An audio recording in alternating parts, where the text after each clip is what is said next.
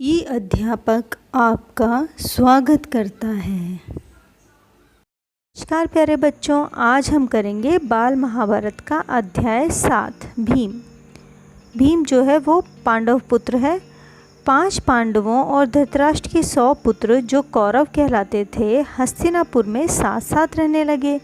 खेल कूद हंसी मजाक सब में वे साथ ही रहते थे। शरीर बल में पांडु का पुत्र भीम सबसे बढ़कर था।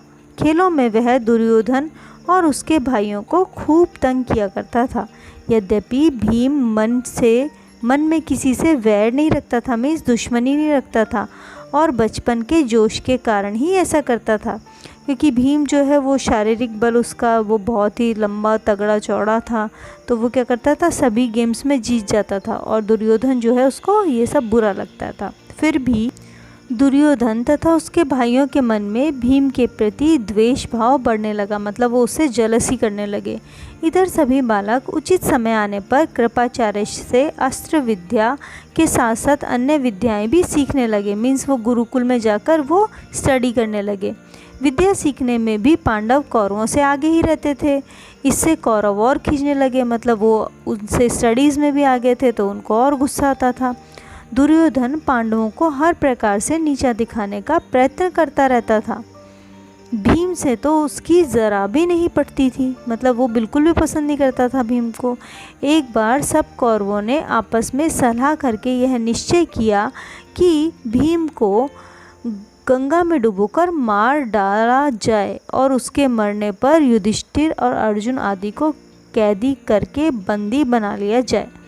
तो कौरवों ने क्या षड्यंत्र रचाया, क्या बैड प्लानिंग की कि उन्होंने सोचा कि भीम को हम गंगा में डुबोकर मार देंगे। दुर्योधन ने सोचा कि ऐसा करने से सारे राज्य पर उसका अधिकार हो जाएगा। एक दिन दुर्योधन ने धूमधाम से जल क्रीड़ा का प्रबंध किया, मीन्स स्विमिंग, पानी के अंदर गेम्स उसने प्लान किए और 5 पांडवों को उसके लिए न्योता दिया, मीन्स सबको बुलाया, इनविटेशन दिया। बड़ी देर तक खेलने और तैरने के बाद सबने भोजन किया, यानी लंच किया, और अपने अपने डेरों में जाकर सो गए, अपने अपने कैंप्स में। डेरे मतलब वहाँ पे कैंप्स होंगे। दुर्योधन ने छल से भीम को भोजन में विष मिला दिया। विष मीन्स पॉइजन, उसने भीम को पॉइजन दे दिया। सब लोग खूब खेले तैरे थे, थक थका कर सो गए। भीम को विष के कारण गहरा नशा हो गया। वह डेरे पर भी न पहुंच पाया और नशे में चूर होकर गंगा किनारे रेत पर ही गिर गया। तो गंगा नदी जो है उसके किनारे पे जो सैंड थी एज पे, वहीं पे वो गिर गया। उसी हालत में दुर्योधन ने लताओं से उसके हाथ पैर बांधकर उसे गंगा में बहा दिया। लता मीन्स क्रीपर्स। लताओं से जकड़ा हुआ भीम का शरीर गंगा की धारा में बहता हुआ दूर निकल गया। तो जो क्लाइंबर्स थी उनके साथ उसको बांधा हुआ था, उसी से वो दूर बह गया। इधर दुर्योधन मनी मन यह सोचकर खुश हो रहा था कि भीम का तो काम ही तमाम हो गया, मीन्स उसको मार दिया। जब युधिष्ठिर आदि जागे और भीम को ना पाया तो चारों भाइयों ने मिलकर सारा जंगल और गंगा का वह किनारा जहाँ जल क्रीड़ा की थी छान दिया, पर भीम का कहीं पता न चला। अंत में निराश होकर वे दुखी हृदय से वे अपने महल लौट आए। तो सबने ढूंढा, बहुत ढूंढा, लेकिन वो नहीं मिला। तो क्या करें, वो परेशान हो गए और वापस आ गए। इतने में ही क्या देखते हैं कि भीम झूमता झामता चला आ रहा है। पांडवों और कुंती के आनंद का ठिकाना न रहा। युधिष्ठिर, कुंती आदि ने भीम को गले से लगा लिया, पर यह सब हाल देखकर कुंती को बड़ी चिंता हुई।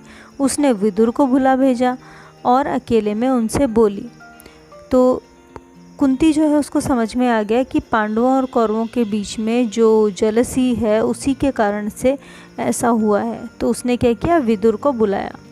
दुष्ट दुर्योधन ज़रूर कोई न कोई चाल चल रहा है। राज्य के लोभ में वह भीम को मार डालना चाहता है। मुझे इसकी चिंता हो रही है। राजनीति कुशल विदुर कुंती को समझाते हुए बोले, तुम्हारा कहना सही है, परंतु कुशल इसी में है कि इस बात को अपने तक ही रखो। प्रकट रूप से दुर्योधन की निंदा कदापि नहीं करना, तो उससे द्वेष और बढ़ेगा।